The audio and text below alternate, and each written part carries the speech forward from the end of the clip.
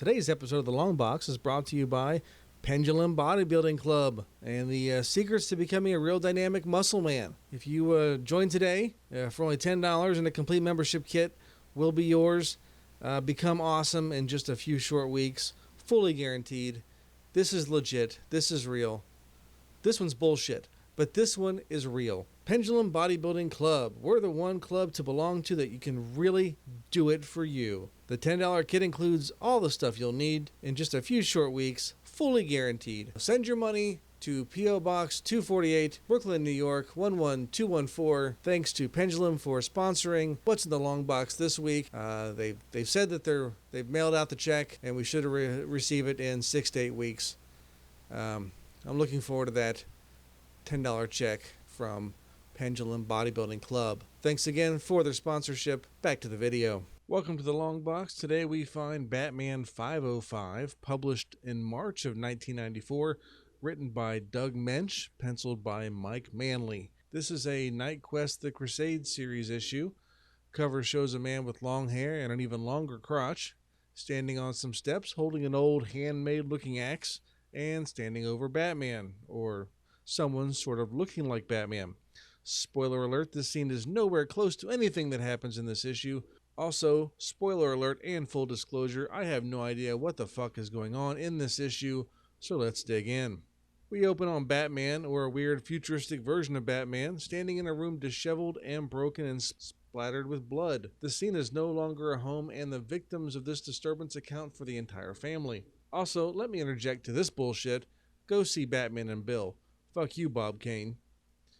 Anyway, this person like Batman is ruling out a murder-suicide since all members were beaten and shot, then flayed. He gets poetic about the cause of death here, then stuff starts getting weird. A voice calling him a faithless son calls out, and we see a giant red and yellow specter, flaming sword in hand and dressed like a knight. He asks the Batman why he denies him by donning the mantle of another man and upholding the tradition of a false father. Batman thinks that this is his father, but it's not a ghost. It's his mind poisoned by something called the System. I don't recall Thomas Wayne being a knight with a flaming sword. I have no idea what's happening. He says to this hallucination that Bruce Wayne helped him and he never thought of him as a father. So this is not Bruce Wayne? Who is this? The non-ghost continues to tell non-Batman his true allegiance should be to the Order, to the System, again with the System. He must continue the line of legacy as he was the avenging angel Azrael, so non-Batman must serve Saint Dumas. The name is Dumas. Dumas. So now we've got yet another big yellow and red ghost hallucination. This one is Saint Dumas, apparently, and even the other hallucination can't believe he's there. Non-Batman tells them to stop because he is having a bad trip from eating apparently the whole bag of mushrooms. Dumas says he is a father to them both, so take that, Vader. So there starts an argument between the three of them, who was serving who was doing a good job, who was brainwashed. This is more confusing as it goes on, and even non-Batman has had enough, saying neither of them are real, he's not seeing either of them, and you're not my real dad. This continues on between the two hallucinations. Dumbass says be a better fake night ghost. Azrael saying he's just fine, his son has to follow him. Then Dumas gets angry and melts the fake ghost hallucination of Azrael or something. I really have no idea. Welcome to the party, pal! Then the melting ghost thing tells non-Batman to avenge him because, sure. Then he screams no, like Darth Vader, as the police arrive and non-Batman snaps out of it and grabs some mail to identify the victims, then takes off into the night. The scene disturbs me, he thinks. Yeah, you think? How did Bruce Wayne handle all the blood? So it was just the blood, not the whole hallucination craziness? I guess that's just a regular Thursday evening for him. So now we're in a cemetery inside a crypt. We find the man from the cover talking to himself about his heritage as he opens a coffin and gets some bones. So he is the one who killed the 5 people, and apparently has taken their flesh and drank their blood. But that's not enough, so he's got to break the bones of the past and suck the marrow of cursed ancestry, and proceeds to do so like my grandmother with a chicken drumstick. As non-Batman arrives to a disused Wayne Manor, he admits that he's not a very good detective like Bruce Wayne was, and he's too impatient to notice the clues happening around him. He takes off his helmet and reveals himself to be Blonde Man. He wonders if he's being blind in his single-minded desire to just be the Batman, and use the force and fear brandished by the bat? Is he trying to exorcise Bruce Wayne from his own totem, even as he usurps the bat? Never usurp the bat. That's what my grandma always said. And then she would suck bone marrow from chicken bones. She was weird. So non-Batman is Googling the name of the people who died, going over the scene of the crime in his mind as the crazy man exits the crypt, now with brown hair instead of orange like it was before, which is one of the side effects of sucking marrow from long-dead relatives. He starts to realize that this kind of death is usually done by a family member, as the crazy man says it's time to look up his cousin's son.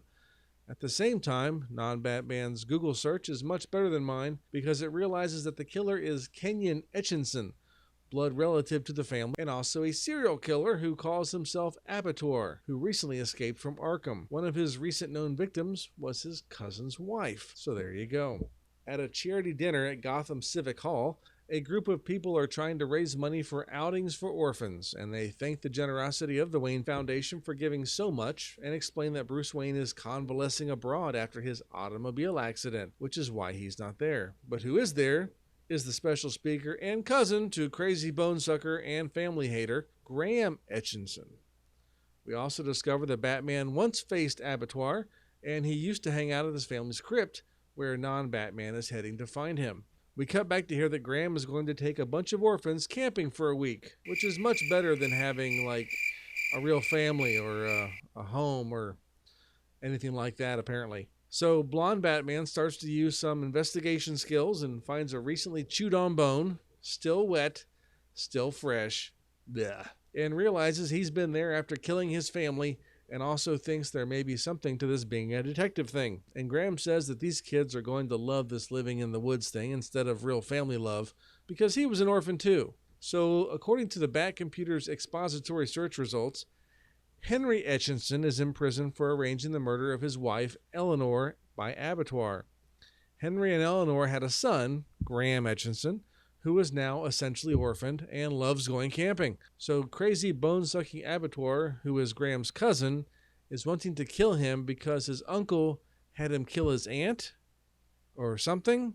I'm not entirely sure, and I don't really think it matters at this point, because Blonde Batman is crazier than the killer in this case, but I guess because he knows it's okay, this system thing is making him crazy and giving him the hallucinations anyway. By the way, System is the name of the dude who sells pills out of his van in downtown Gotham. The next night, the group of orphan campers show up to take the bus to the campsite. But how did they all get there to begin with? They're orphans. They all came from the orphanage. So did they take a bus to go take a bus? Why not just get picked up by the bus at the orphanage? Why do I care? This isn't even the real Batman. So while the bus driver gets his bus to go pick up the kids in front, a blue-faced Abattoir attacks and kills the driver with a knife chutch to the face. Graham says the mysterious singing flies, screaming dies, and gets kids on the bus. Where's the usual driver? Usual to whom and why? This is their first trip camping. Abattoir says he got stuck. Get it? Chutch, got stuck with a knife to the face by me. I'm a killer. But don't worry, I won't steer you wrong. Steer. Waka, waka, waka. Hey, you're a great crowd. Thank you, and thank you. Hey, waka, waka. Waka, waka, waka. This dude has the worst puns in addition to being a psychotic killer. So it's starting to snow. Batman is heading towards the campsite after doing more investigating and whatnot on where they are headed. Graham notices they are going the wrong way, and so this is when the crazy cousin decides to pull the gun on him while driving a giant bus along a slippery, snowy road up a mountain. Not Man comes up behind and realizes they are going the wrong way as well, so he is ready for trouble. Graham recognizes his cousin, and Abattoir thanks him for being able to kill all 13 of them, a baker's dozen, which, all things considered, is nice. Always be appreciative, kids. Non-Batman jumps on top of the bus while the cousins argue over leaving the kids alone, and Abattoir says their family is nothing but evil.